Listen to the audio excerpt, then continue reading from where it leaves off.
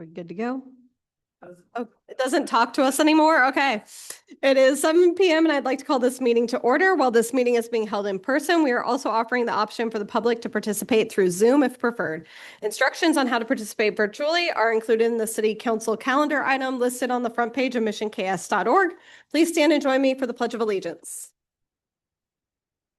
I pledge allegiance to the flag of the United States of America and to the republic which stands one nation under God, indivisible, with liberty and justice for all. Robin, please call the roll. Hayden Champosi. Here. Bond. Here. Ryard. Here. Camosa. Kring. Here. Schmid. Here. Carpenter Davis. Here. Josie. Here. All right, we have 4 special presentations this evening. The first is to award the championship tree for 2025. Pam, would you make your presentation? Thank you, Mayor. Good evening, Mayor and Council. As many of you know, the City of Mission has proudly been a Tree City USA Award recipient for 24 years and a Growth Award recipient for 5 years. That recognition reflects our community's commitment to tree education, responsible canopy investment, and best practices in tree care. Trees are not just landscape features here in Mission, they are a part of our identity. And I'd like to invite the Huber family up to the lectern right now, or the podium.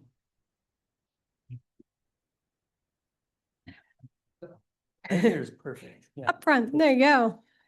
So tonight, in partnership with the Mission Parks, Recreation, and Tree Commission, we're honored to present a championship tree award to the Huber family for the beautiful bald cypress located on the corner of 56th and Russell. This tree was nominated by Graham. Awesome. And represents the beauty, strength, and health for which our community is known. So on behalf of the City of Mission, the Parks and Recreation Department, we are pleased to present the Huber family with a commemorative plaque and a $50 gift certificate to support continued landscape investment. Congratulations, and thank you for helping us to grow a bigger, stronger community. Yeah.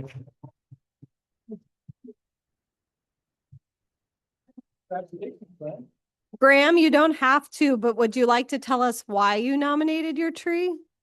Okay. It can be a secret. Takes a picture. There you go. Once backwards. Tree. Excellent. Okay. Thank you. Thank you. Our second special presentation this evening is a presentation from Johnson County Commissioner Becky Fast with an update on what is happening at the county. Yes, thank you for having me. I always appreciate this time with each of my city councilors.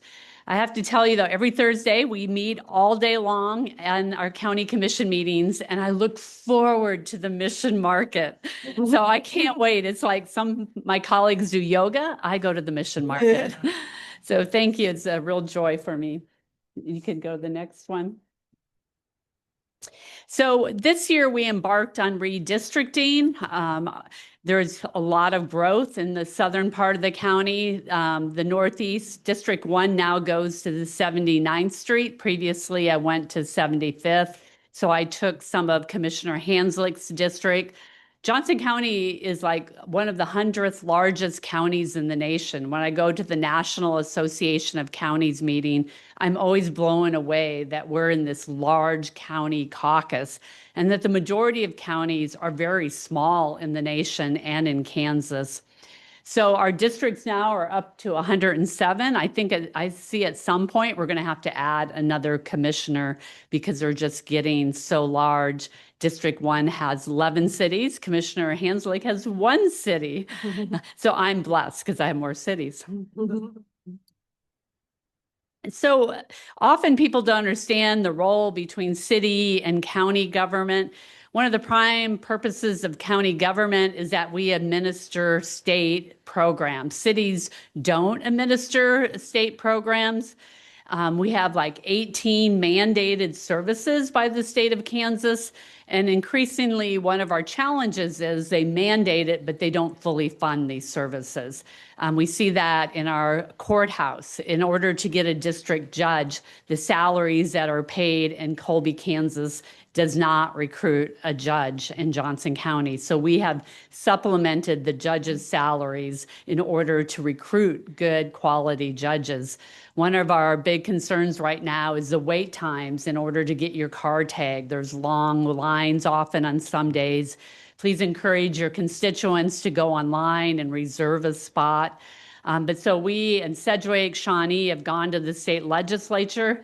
So we put in over $2 million and there's all these fees and the state retains all the fees. So we're paying supplemental money, but we're not getting the fees back. So there's a bill pending that we can retain more of the fees so we can reduce the wait lines. So one of the struggles that city government and county government is having is the current shift to residential property taxes, which has been happening for years. When you push the balloon, then it's been moving to residential homeowners. About 20 years ago, there was city, state revenue sharing. There was county revenue sharing. The state would provide funds to our local governments so that could relieve the burden on property tax owners. And then a number of years ago, they took off the machinery. They gave an exemption to machinery and equipment.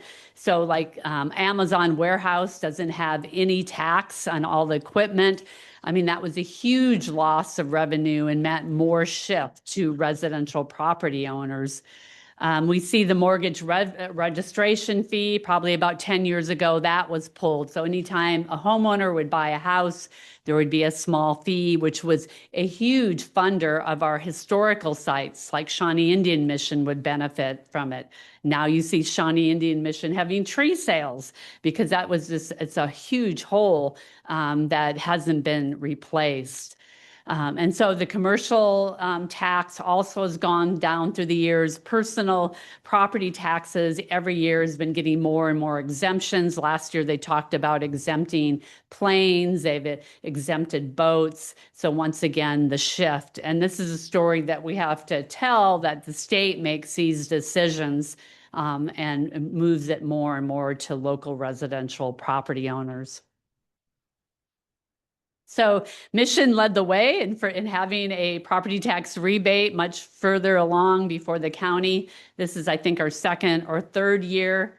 One of the things I've been advocating for, and our staff, I don't know if they met with your staff, is that we'd have one portal. So somebody, a resident from Mission could apply. They could apply for the county and they could apply for yours with perhaps maybe one application, but at least through one portal. And they could see then the state property tax options too. The state is looking at consolidating like Safe Seniors, Homestead. Right now there's 3 plans, but the state plans are all under $350,000 appraised value. So increasingly our residents, the houses in Northeast are over $350,000. Senator Corson had a bill to bring it up to $500,000 and it moved, but it hasn't gotten to the finish line. So we increased our appraised value to $500,000. I'd like it to get where you are in income. So we're seeing how many people, apply this year. So it's kind of the step moving forward. Mission, Roland Park has a program, Marion, Prairie Village. So if we had all able to work together to have more of a consolidated entry point, I think that would be beneficial. So the city of Mission and all the cities really benefit from our CARS program, our stormwater program.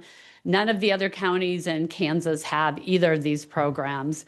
I give credit to the commissioners that came before me years ago. It was like in the 90s, decided that, you drive in Mission, the roads might be good, but then you drive in Marion, they're not. And there was just not, you go null and you go through how many cities, and they wanted more for residents, that there wasn't such a change between city by city on a road. And so that was one of the reasons for the CARS program.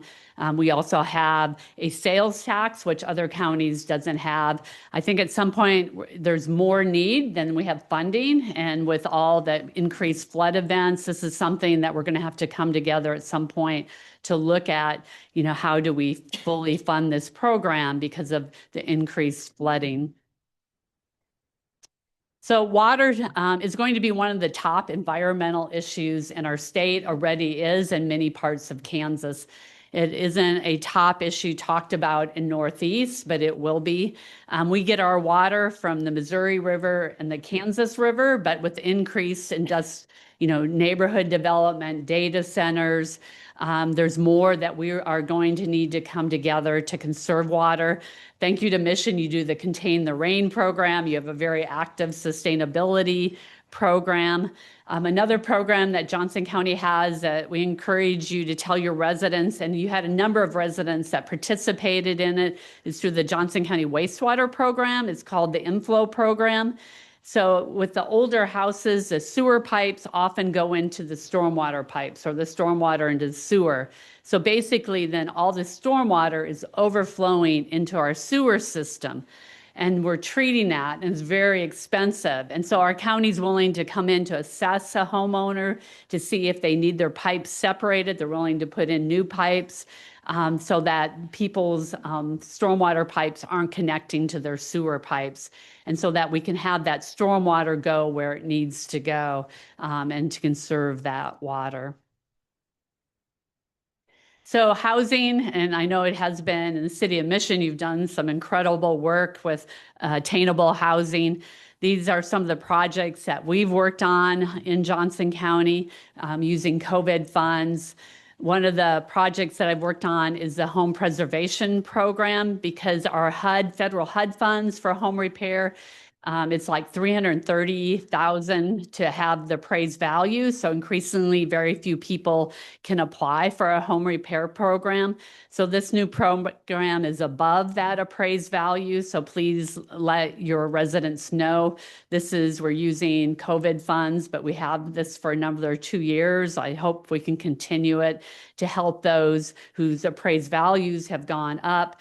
And really are in dire need, maybe are in code enforcement issues, and that can get them out of the code enforcement.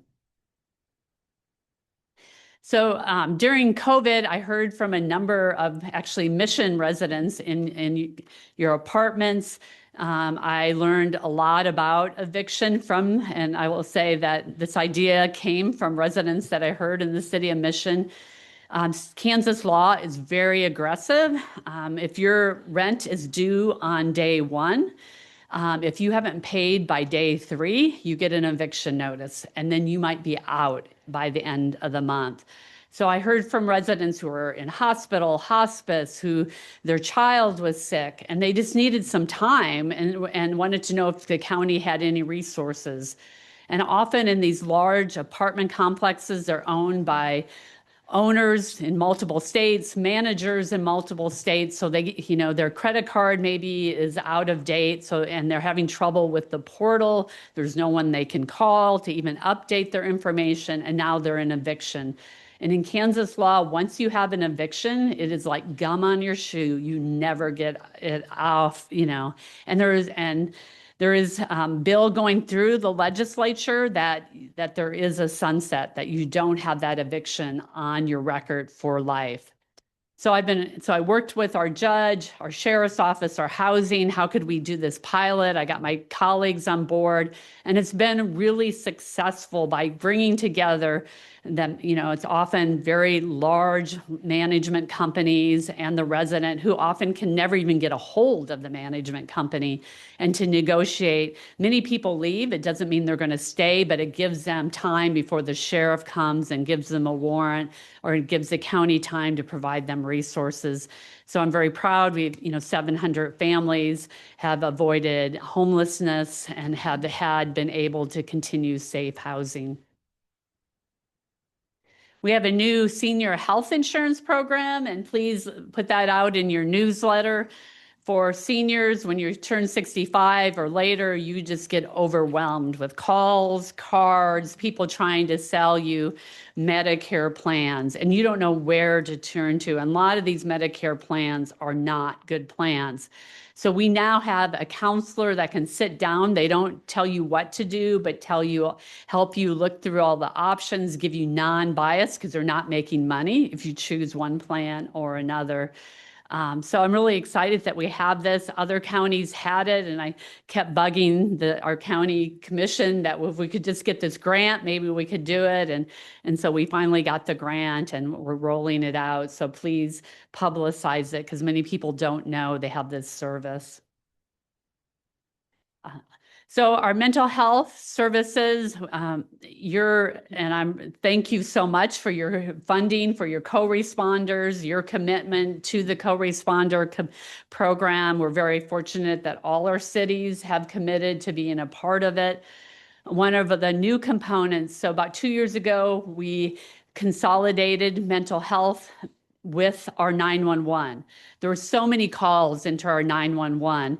And then your police would go out, our fire would go out, the ambulance. So here, this person who's having suicidal ideation looks out and their whole front yard is filled with first responders. So now when somebody calls into 911 needing mental health help, they transfer the call to the 988, the mental health resources. They may then have someone go out, or they'll tell your police and work with your co-responder to give them help. But our new services, now we have a youth stabilization center. We didn't have that. Often your mission police will go out, a family will call, they don't know what to do, their youth is in crisis. And so often then police would take them to our intake center, but there's nowhere to go, or take them to Children's Mercy ER, and your police might sit there all day long till they could get admitted. So now with this Youth Crisis Stabilization Center, they can take them to the intake center, and if there's a bed, the family gets respite, the youth gets assistance, and that takes time off of your local enforcement, but it provides them the support that they need. And a lot of times I hear from Advent Help, they'll have a child sitting in their ER for days. That's just wrong because there's just no support services in the community residential psychiatric. So FIFA is coming up. I can't believe we're looking at June, and Mission, you are a central stop to going to FanFest. Thank you. That from Mission, Kansas, you can go to FanFest, then to the FIFA games. Really excited. I'm really excited to see how the airport directs. So please push that out, because if we can show people are using it, then we can show, to get additional federal and state money afterwards. It's a drop and ride, not a park and ride.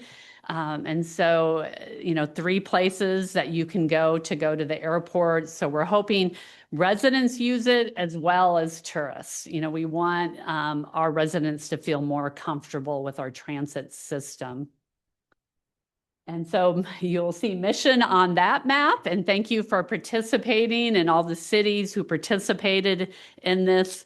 I hope that our residents, try this out. Go see Johnson County. It's not just tourists, and these routes that intersect with our regular fixed routes, that maybe someone goes to Lenexa and then tries the 87th fixed route. That we're wanting to create trust and more confidence in our transit system. And so we thank you, because I know you dedicated funds, and I've heard maybe some dreams from residents that maybe we can have a streetcar that connects to these routes and go up and down Johnson Drive to Merriam, Shawnee, Mission. But so and there'll be an app. So it'll be Johnson County United. You probably know this in the FIFA app, so you can know where to go and where to get on at the different stops. So I'm really excited to see, and I hope people really utilize this service. Northeast, we have Meadowbrook Park and Antioch Park. Meadowbrook, it's like 900,000 visitors. It's the second most frequented after Shawnee Mission, and Antioch is the third most frequented park. So Northeast Johnson County really likes their parks. You've done so much work on your city parks. I really appreciate your city parks too, and the trails and your historical signs. I've been bugging JCPRD. We need to follow mission with the waterworks historical signs. I love and about conservation, history. To me, that really adds a lot to the park when you can learn and walk at the same time. So that is open to any questions. Questions for Commissioner Fast? I don't think so. You're Great an update, easy though. crowd. Yeah, it was a good update. Thank you. Please contact me anytime, email me, call, and I'm always willing to assist and really appreciate our relationship with your city manager. Thank you. Thank you. Let's see. Our next special presentation is from Deputy Police Chief Kirk Lane to introduce us to the Blue Envelope Project. Good morning or good evening. Seems like a morning for me. Good evening, guys. What I want to talk to you about, and I'm happy to talk to you about, is our first responder awareness program, or the Blue Envelope Project. So what this is a voluntary program focused on improving communications between first responders and individuals who are artistic, neurodiverse, or have communication or sensory considerations. So what it does is it provides information to help officers and first responders to quickly identify and respond appropriately to citizens who have or may require a different approach. It also helps create a safe and secure environment for them and our first responders. It seeks to ensure that everyone who interacts with the Mission Police Department has an opportunity for the most positive experience possible. So what does that look like? What we'll have is, and it's free to anybody who wants to come into the station. We already have our officers trained, and we have all of the information for folks who want to come in. There's decals, as you can see up there top, they'll say Mission Police Department. And what we ask is if folks want to have that, and place it on their, near a door, somewhere where the officers can see or readily available. And then the other is the blue envelopes. Those would be kept in the car. And that would be something that you could keep your car insurance and things like that in there, or other information that you think the officer might need, or a first responder might need during that interaction. And also we have the Johnson County Mental Health information cards at our station for anybody to pick up.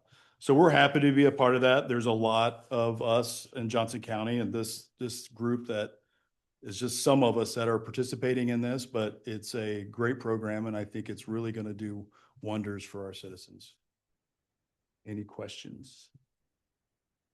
I had heard about it from other cities, but where did it actually originate? Park. This is started. You started it? Park. Yep.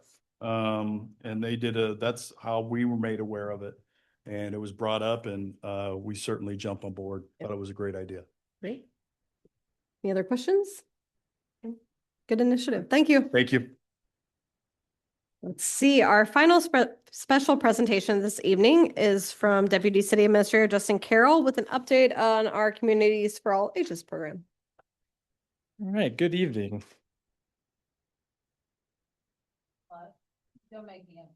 Literally hit the enter. There we go. All right.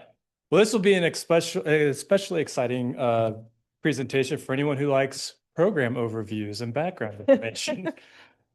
So the Communities for All Ages program is something that Mission has participated with kind of since the get-go. And so just kind of a general overview of what this program does is it recognizes communities that have taken steps to be more welcoming to residents of all ages, and in the process, more vibrant, healthy, and prosperous. So this was something that came together between the Mid-America Regional Council and the First Suburbs Coalition.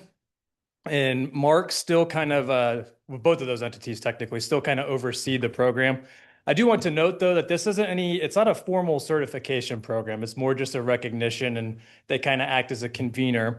And as the program came together, they had some areas of focus, including aging in place, housing, transportation, walkability, parks and rec, community facilities, healthcare, and healthy living. And so you see on the slide there, they've established basically 3 levels within the program. So you have a bronze, silver, and gold levels. And currently they're up to 23 participating cities all through various those 23 participating cities all have current various levels of certification, or excuse me, recognition within the program. So this update too is just one of the requirements. We'll kind of get into the specifics for mission in a little bit, but since we've achieved gold and we've had that status for a while now, what we have to do to maintain that is we submit an annual report every year, and then every other year we do a presentation to the governing body, just kind of as a program update. So that's why you get to hear me talk tonight. So just thinking about communities for all ages and how that kind of relates to mission, this is just a chart I put together just to kind of demonstrate the why this issue is so kind of pertinent. Just looking at population growth and mission from 2010 compared to 2026, I would highlight 3 areas that you can kind of note. The growth in the under 5 population, obviously, so babies in town. And then where are the babies coming from is in the next jump you'll see right there in the middle, right? So the increase in the 25 to 34, which is kind of your prime workforce age and family starting age typically. And then probably the most pertinent piece related to communities for all ages, and then the change we've seen in the 65 to 74 category and just the growth within that age group and the impact that has on aging services. So just seeing over the trend line of the last, 16 years, I guess it is just kind of the need for this kind of program and this thinking and way of doing things for the city. Oh. Sorry, my slide's out of order. All right. So next slide, yeah.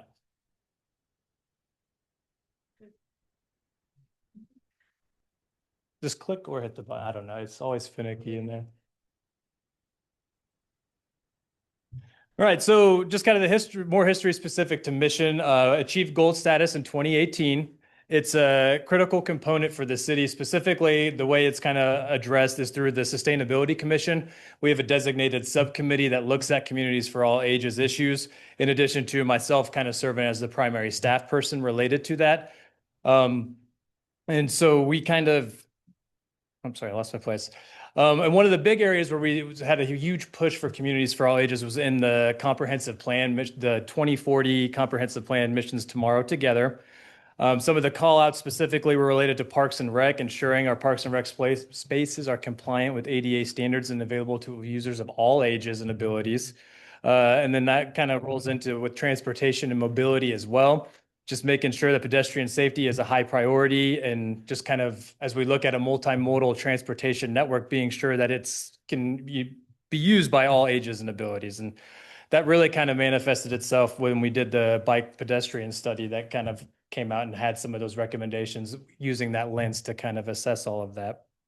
And then the other kind of above and beyond step that Mission has taken, and for those that aren't familiar, that little CFAA at the bottom of every action item, that it's for communities for all ages. So just how does these action items, and not all of them relate to communities for all ages, but when they do, it's just a specific call out on items that you all are voting on. It just gives a quick primer on how this issue is thought about and impacts that. So they're just kind of always keeping it front and center so that we're thinking about this and kind of everything we do. And then lastly, just kind of looking at some things that have been going on more recently related to communities for all ages in Mission. One of the things that's kind of out there that's kind of moving along is this concept known as universal design. And staff has started looking at that and thinking about ways that could be utilized and impactful for Mission. And just for those that don't know, universal design, it's a process about designing spaces to be usable by all people without needing special adaptation or separate designs. So it could benefit everyone from children to older adults to people with disabilities. So rather than retrofitting spaces after the fact, this is thinking about it on the front end, is how do you design with that in mind for like a 50-year facility that anyone could live in there for as long as they'd like to. Some other more recent projects where we've seen some communities for all ages in action, both of our most recent parks redesigned. So with Waterworks and Mohawk Park, with those playgrounds and everything, just thinking about having the equipment in there for children of all and folks of all ages and abilities that can utilize that.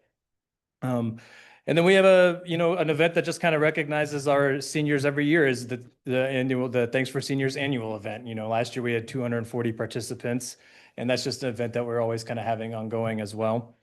And then lastly, I just kind of noted in there that just when we think about this concept, what are the main drivers? So it's always just transportation, housing, and sustainability just kind of continue to be the big drivers that we're always looking at with communities for all ages.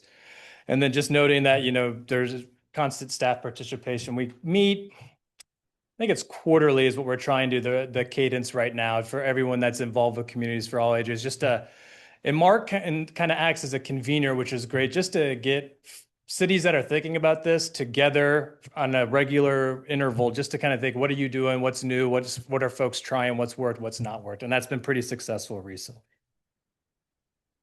And so that is all I got. Any questions for Justin? Nope. All right. Thank you. You. Let's see. We do not have any public hearings or items related to the issuance of notes or bonds on our agenda this evening, so we'll move to our consent agenda. Our consent agenda has 5 items tonight. Our council committees met on February 4th and fully discussed each of these items. The committees agreed that the items listed on our consent agenda are routine enough to be considered under a single motion. If a council member or member of the public would like an item removed from the consent agenda, they may request that at this time. If not, I would entertain a motion to approve. Mayor, I move the city council adopt the consent agenda as printed, items 4A through 4E. Second. Motion and a second. Any discussion? Seeing none, Robin, please call the roll. Hayden Chomposi, Aye. Green, Aye. Ryard, Aye. Carpenter Davis. Aye. Schmid, Aye. Camosa. Aye. Josie, Aye. Vaughn, Aye. motion carries. All right, we will now move into our public comments. If any member of the public would like to make a comment on an item not included on our agenda tonight, now would be the time. Seeing no hands, we will move on. We do not have any items coming forward from the Planning Commission this evening, so we'll move to our committee reports. First up, Councilmember Josie, will you please provide a report from the Finance and Administration Committee? Yes, thank you, Mayor. The Finance and Administration Committee met on February 4th and considered 3 items. The meeting minutes, the World Cup Transit Circulator Route Agreement, and the School Zone Traffic Fines Revision were approved under the consent agenda just now. No items will be considered under the regular agenda this evening, and that concludes my report. All right, thank you. Councilmember Carpenter Davis, will you please provide a report from the Community Development Committee? Thank you, Mayor. The Community Development Committee also met on February 4th and considered 6 items. The meeting minutes, super pool pass, and a letter of understanding and landscape maintenance services contract renewal were approved under the consent agenda earlier tonight. Adoption of Safe Streets and Roads for all comprehensive safety action plan, approval of the leadership commitment and goal setting, Mission's Vision Zero initiative, and the 2026 Street Rehabilitation Project Award will be considered under the regular agenda this evening. Adoption of Safe Streets and Roads for All Comprehensive Safety Action Plan. In 2023, the City of Mission received federal funding from the Safe Streets and Roads for All SS4A program and state funding through KDOT to develop a comprehensive safety action plan, CSAP. The purpose of the CSAP is to improve transportation safety and reduce traffic-related crashes, serious injuries, and fatalities for all roadway users, including pedestrians, bicyclists, public transit riders, motorists, micro-mobility users, and commercial vehicle operators. In March 2025, the city entered into a professional services agreement with Burns & McDonnell to prepare a CSAP tailored specifically to Mission's roadway network, travel patterns, and community priorities. Since that time, the consultant team has worked closely with the city staff to analyze local crash data, identify high-risk locations and behaviors, engage key stakeholders, and incorporate public input. This data-driven and community-informed approach ensures the plan reflects Mission's unique needs and provides practical and implementable strategies to improve safety citywide. In addition, adoption of the CSAP positions the city to remain competitive for future SS4A federal funding opportunities for both demonstration and implementation projects. Following discussion at the February 4th, 2026 committee meeting, the final CSAP is being updated to reflect comments heard surrounding back-in parking on Johnson Drive, scooter and e-bike considerations, and advocacy to KDOT and adjacent jurisdictions for safety countermeasures. Mayor, I move the City Council adopt a Safe Streets and Roads for All SS4A Comprehensive Safety Action Plan. Second. All right, we have a motion and a second. Do we have any public comment on this item? Seeing none, any council discussion? Comments? Seeing none, Robin, please call the roll. Camosa. Aye. Pring. Aye. Schmidt. Aye. Carpenter Davis. Aye. Ryder. Aye. Hayden Chomposi. Aye. Vaughn. Aye. Josie. Aye. Motion carries.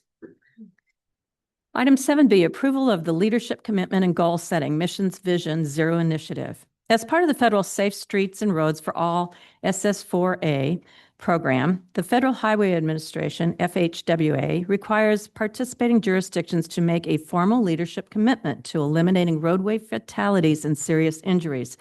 This commitment must be adopted by a governing body and include a clear goal and timeline for achieving zero roadway fatalities and serious injuries.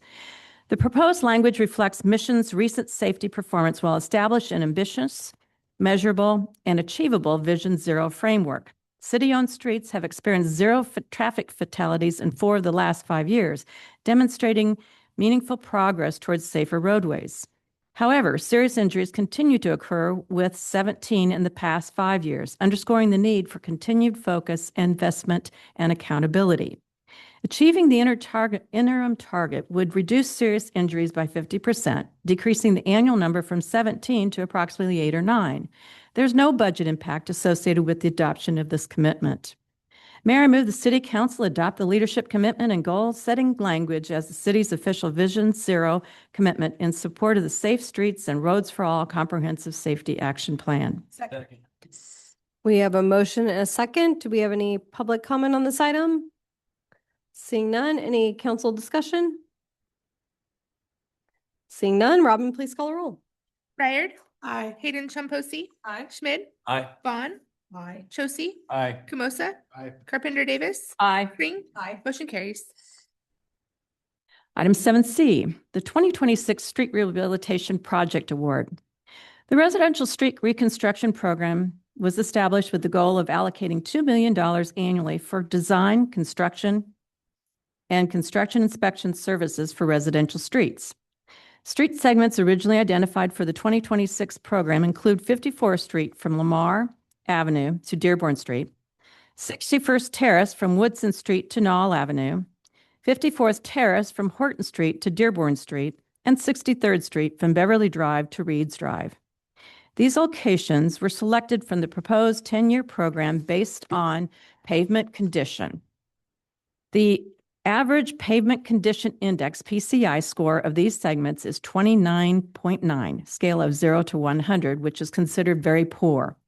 The scope of work for the project includes full-depth pavement reconstruction, curb and gutter removal and replacement, existing sidewalk replacement, and stormwater improvements or repairs. Based on the engineer's estimate and funding available in the Street Capital Improvement Program, CIP, the 2026 program was bid with 54th Street and 61st Terrace included as the base bid, and 54th Terrace and 63rd streets included as bid alternatives. The project was bid in December 2025, and the bids were opened on January 9th, 2026. There were 6 bidders, with GB Construction LLC submitting the lowest and most responsive bid. Staff recommend approval of a contract with GB Construction LLC in an amount not to exceed $1,049,674.70 to complete the streets included in the base bid. Construction inspection costs for the streets included in the base bid are anticipated to be $92,320. In 2025, $326,724.50 was allocated toward design costs for these 4 streets, bringing total estimated expenses to $1,468,720.20. Staff anticipates receiving approximately $57,191 from the county's Stormwater Management Program, SMP, as reimbursement for stormwater repairs and replacement associated with the project. Construction is anticipated to begin in March 2026 and is expected to be completed within 270 calendar days.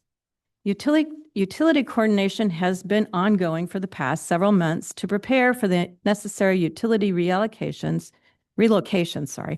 required prior to and during construction. Mayor, I move that the City Council approve a contract with GB Construction LLC for construction of the 2026 residential street reconstruction project-based bid in an amount not to exceed $1,049,674.70. Second. We have a motion and a second. Do we have any public comment on this item? Seeing none, any council discussion? Yeah, Josepha? I just have a quick question for my memory. The PCI score, we're redoing those this year or next year? This year, thank you. All right, any other questions? Yeah, Debbie? What budget item would be for the streets, the residential streets, Johnson Drive, west of Lamar to Metcalf?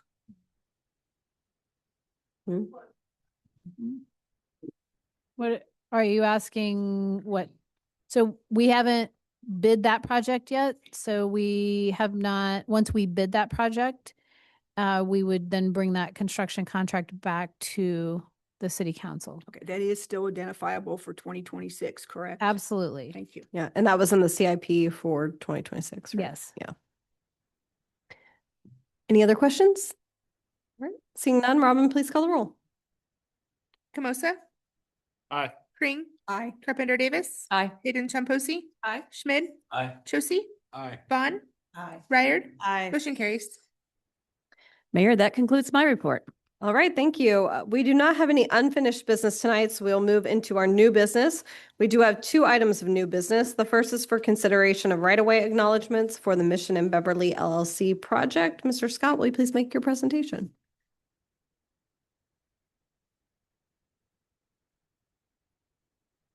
Yes, thank you, Mayor. We are ever getting so closer to closing on all of this. So, back in November, we discussed a right-of-way use agreement as well as a right-of-way maintenance agreement that would be associated with the Mission Beverly project. And those were approved at that time. In January, we brought back to you a revised right-of-way use agreement to reflect an error that we noticed with the previous agreement, and that was approved.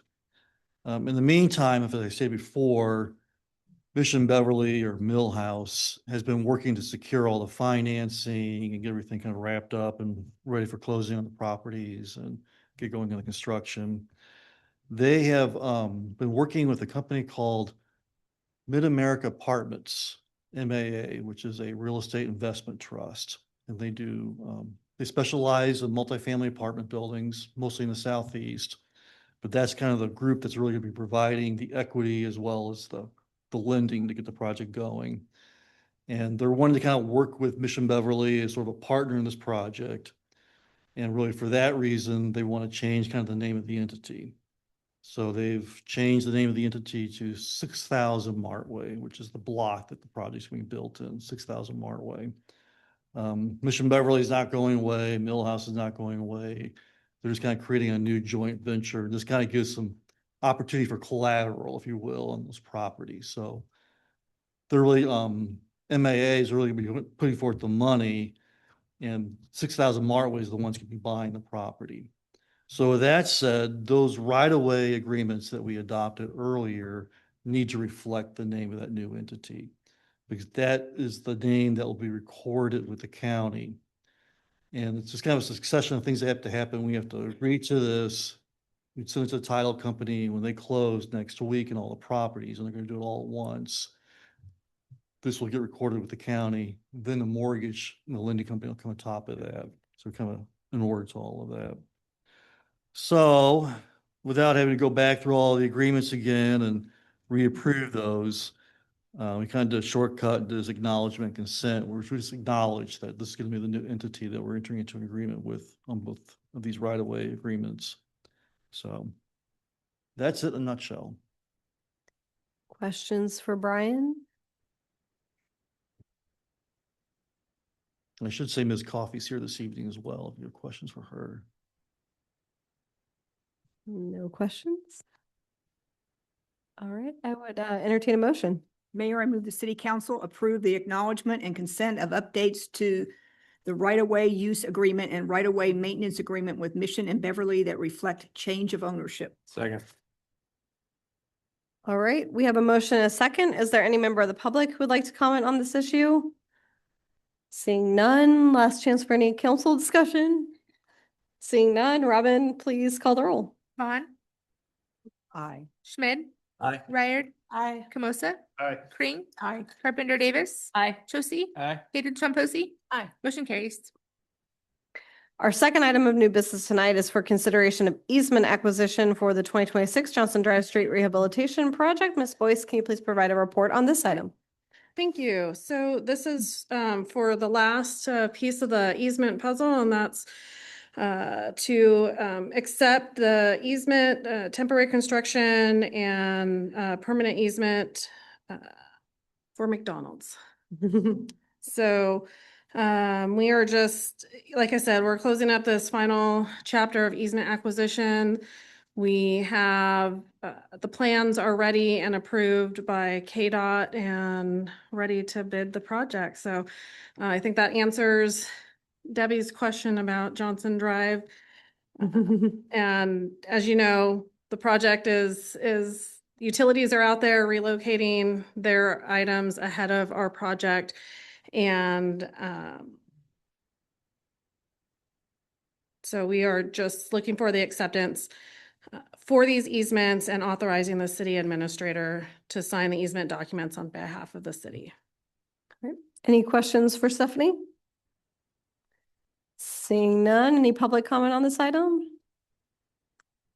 All right, I would entertain a motion. Mayor, I move the city council authorize the acceptance and recording of right-of-way, permanent sidewalk easements, and temporary construction easements required for the 2026 Johnson Drive Street Reconstruction Project. This includes authorizing the city administrator to execute the easement documents on behalf of the city of Mission and to issue payment to property owners as applicable. Second. All right, we have a motion and a second. Any council discussion? Seeing none, Robin, please call the roll. Kring, Aye. Camosa, Aye. Schmidt, Aye. Carpenter Davis, Aye. Ryard, Aye. Josie, Aye. Hayden Tromposi, Aye. Vaughn. Aye. Motion carries. All right, we will now move into comments from the city council. This is an opportunity for comments from our council members. Does anyone on council have something they'd like to share this month? I do. Josefa? I want to, this is something that came by the consent agenda, but I actually want to thank staff for working on the World Cup Transit Circulator Route Agreement. I know it was a lot of work. Having the World Cup in Kansas City hopefully is a big boost to all of our local businesses and hopefully a bit of public perception help on our little flyover area as well. And I'm glad that we were able to kind of join cooperatively across the metro area to make sure that we are both supporting that initiative and also able to participate in it. And it just kind of flew right by on the consent agenda. So I thought I'd take a moment to thank you all for doing that. Second that. Any other council comments? Yeah, Cheryl? I also want to commend Public Works and all their work on the safety, the street safety, because it's definitely an issue in our community that people are talking to us about, the citizens. And, you know, safety for our citizens is just so important. So I really appreciate your work and also with the police department. Yeah, I did want to add on that front, just recognition of our police department. There have been multiple student walkouts in the past week, and I have heard positive feedback from parents about just interactions between the students and our police department. And I know it's been extra difficult with all the construction going on to try to keep everyone safe. So thanks to our officers for doing a great job handling that. Any other comments? All right, we will turn into our, yep, Melinda, sorry. My comment is thank you for including the feedback in that Safe Street study that you guys, that looks really good. Thank you for listening and including it. All right, next we have our council committee liaison reports. These reports allow the entire governing body to stay up to date with the various activities of our boards, commissions, and committees. So first is council members Hayden Tromposi and Josie for the Sustainability Commission. I just realized that rhymes. That was fun. I was going to say, I didn't realize that. Yes, I did. But I'll take it. The Sustainability Commission met on February 2nd. As always, we started with some battery sorting. We are always open to volunteers for that. So if anyone in the community just wants to like come hang out and sort batteries for a while, it's a lot more fun than it sounds. We chat and talk about stuff. But that starts at 5:30. We had our meeting on the 2nd. I'm going to steal the mayor's thunder a little bit, welcomed a little bit early our latest appointment to the Sustainability Commission. Jonathan Williamson came and talked to us a bit about Sandhills and the work that they're doing to make sure that their work is sustainable and also green. And then as far as like things that the Sustainability Commission is currently working on, they are preparing an Earth Day recycling seminar, which will happen at the community center, and also gearing up for the citywide cleanup, April 25th. That'll be in the morning, and you'll start to see that, I'm sure, places to sign up to participate in that. They did want to send a reminder along to the council that they would like to continue being strategic partners for the work that we're trying to do to remain green and sustainable. And so anytime that we have questions that we feel like they would be great at answering, to just have them in. So that is that report. Great, thank you. Next, we have council members Camosa and Carpenter Davis for Parks, Recreation, and Tree Commission. Thank you, Mayor. So the PRT Commission met on the 9th. Thank you, Cheryl. So the PRT Commission discussed the 2026 budget and capital improvement projects. They reported the voting from the 2026 Arbor Day poster contest that was up at the community center. We were not told who won. Very, I think KPMG kind of handled that. No, I'm kidding. But they did see 108 ballots, which was the most ever. So the winner is to be announced at a later date. And they also wanted to remind everyone that the Family Fun Night is Friday, March 6th from 5 to 8, which is a free event to the community. And that is all I have. Cheryl, do you have anything? They just discussed priorities for 2026 and 2027. So they're still having that debate. So thank you. Great. Next, we have an update from council members Freihard and Kring on Mission Magazine editorial board. Yeah, we have finally scheduled, kind of with some scheduling conflicts, our first meeting, which would be March 10th. But in the background, I know Laura and Robin and the rest of the team are working furiously to get this first edition out. Hopefully everybody up here answered their questions. So, really exciting year, kind of celebrating 75th anniversary and kind of a look back on Mission. So looking forward to that first meeting and seeing that first issue. So Debbie, if you have anything else to add, feel free. No, it'd be my first time doing this, so I'm looking forward to it. Great. Finally, we have council members Schmidt and Vaughn who are giving an update on Family Adoption Committee. Family Adoption Committee did not meet during this last period, so nothing to report. All right, thank you. Ditto that. This evening, under my report, we do have 2 appointments to consider for our boards and commissions. First, I put before you the appointment of Jonathan Williamson for the Sustainability Commission with a term expiring December 31st, 2027. Do we have a motion? Mayor, I move the city council uphold your appointment of Jonathan Williamson to the Sustainability Commission, term expiring December 31st, 2027. Second. Motion is second. I have a question. Yeah. This is Jonathan Williamson of Sandhills? That is correct. Of Sandhills, our boards and commissions often have an opportunity for a non-resident or business member to participate. And so, yeah, he was interested in participating. Cool. That's great. Yeah. All right. Let's see. We had a motion and a second. Robin, please call the roll. Camosa. Aye. Ryard. Aye. Vaughn. Aye. Schmidt. Aye. Carpenter Davis. Aye. Hayden Chomposi. Aye. Kring. Aye. Josie. Aye. Motion carries. All right. Next, I put before you the appointment of Max Grisnick for Parks, Recreation, and Tree Commission with a term expiring December 31st, 2026. Do we have a motion?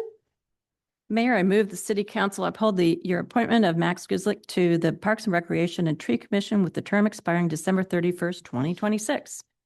Second.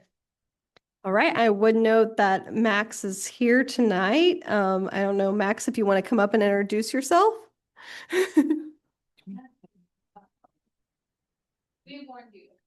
Yes. Yeah.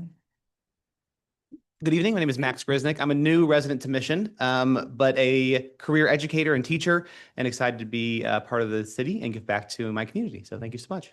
And Max, you're in Ward 2, is that correct? Yes, I am. Yes. Ward 2. Great, perfect. Thank you. Let's see, any questions? If not, Robin, please call the roll. Carpenter Davis. Aye. Hermosa. Aye. Josie. Aye. Ryard. Aye. Schmidt. Aye. Hayden Chomposi. Aye. Kring. Aye. Bond. Aye. Motion carries. All right, congratulations to our new board and commission members. Your volunteer service is key to the work of the city.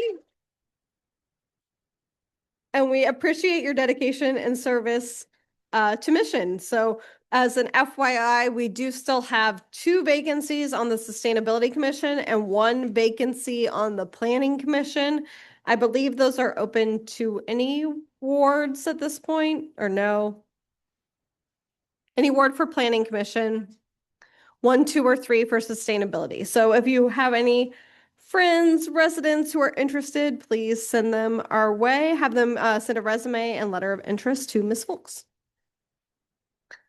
All right, let's see, Laura, do you have any items you'd like to share with the city council tonight? We don't have any business updates, but Mr. Carroll does have just a quick review or could review the interim financials if you have any questions. All right. You have 2 reports this month, so December 2025 month end as well as January. I won't really dwell too long on them, only because with the month end for 2025, those are unaudited numbers. So we just had them on site going through the audit process. When we come back formally, when that's done, we'll present the official audit report, which will give the more clear and final kind of report look at 2025. And then that being said, the flip is kind of true with January is everything's looking good so far, but it's really just with 1 month, nothing really in there that can really give us any strong trends. Although I will note, if you notice, our use tax collections are up 1,519%. So we did not give out a huge refund this January like we did last year. So we're already ahead of the game on that front. So Great. you're here. All right, any questions for Justin? No questions. All right. We do have a need for an executive session tonight. So the governing body will adjourn to executive session for the allotted time. When that time has expired, the governing body will reconvene to do one of the following. 1, extend the time required for discussion and return to executive session, or 2, continue with our regular city council meeting. As a reminder to the public, the governing body may take no binding action in executive session. I would entertain a motion. Mayor, I move the city council recess to executive session in accordance with KSA 754319B2 for consultation with the city's attorney. Also attending will be City Administrator Laura Smith and City Attorneys Dave Martin and Jacob Turner. The open meeting will resume in the council chambers at 8. Hold that thought.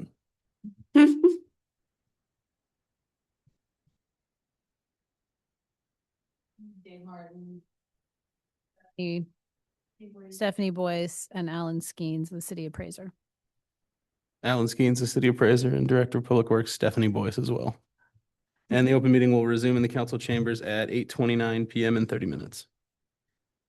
Right, we have a motion and a second. Robin, please call the roll. Schmidt. Aye. Kring. Aye. Hayden Chomposi. Aye. Josie. Aye. Ryard. Aye. Hermosa. Aye. Bond. Aye. Carpenter Davis. Aye. Motion carries.